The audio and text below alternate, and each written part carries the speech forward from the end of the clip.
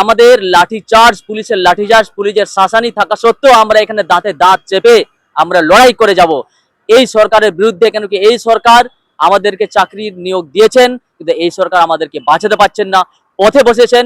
এবং আমি সমস্ত পশ্চিমবঙ্গবাসী এবং সারা ভারতবাসীকে আবেদন করছি, অনুরোধ করছি, আপনারা সবাই আমাদের পাশে দাঁড়ান। চাল কাকড় আলাদা, চাল কাকড় আলাদা হয়েই গেছে। শুধু মুখ্যমন্ত্রীর নির্দেশ দিলেই এসএসসি কে এখনই হয়ে যাবে। এটা এটা আপনারা দেখবেন এখন ডিজিটালাইজ যুগ হয়ে গেছে, সব ডিজিটাল সিস্টেমে সব আছে।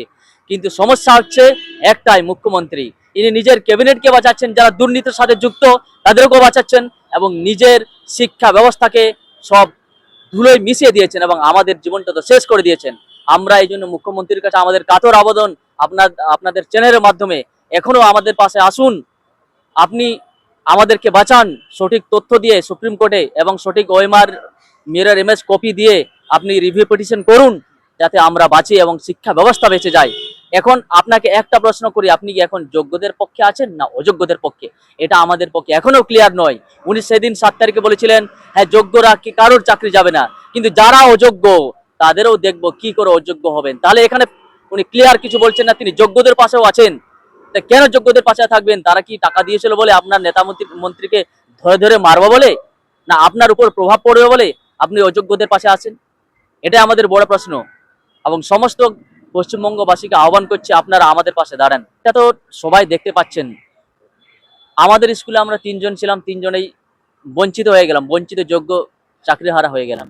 তাহলে আমাদের স্কুলে মাত্র 11 জন টিচার ছিলেন পার্মানেন্ট, তার মধ্যে 3 জন বাদ হয়ে গেলাম। তাহলে শিক্ষা ব্যবস্থা কোথায় গেল? কিছু কিছু স্কুলে 40 জনের মধ্যে 36 জন টিচার চলে গেছেন।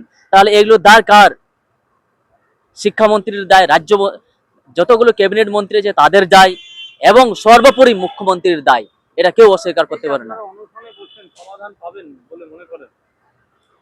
দেখুন, আমাদের দেওয়ালে পিঠ থেকে গেছে, আমাদের আর আন্দোলনের কোনো পন্থা খুঁজে পাচ্ছি না, আমাদের বাঁচার আর কোনো পন্থা খুঁজে পাচ্ছি না। এটাই আমাদের শেষ পন্থা। আমাদের যদি আন্দোলন অনশন করতে করতে মরতেও হয় তাও রাজি আছি, তাও আমাদের যোগ্য চাকরিটা ফিরে পেতে চাই, আমাদের যোগ্য চাকরিটা ফিরে পেতে চাই।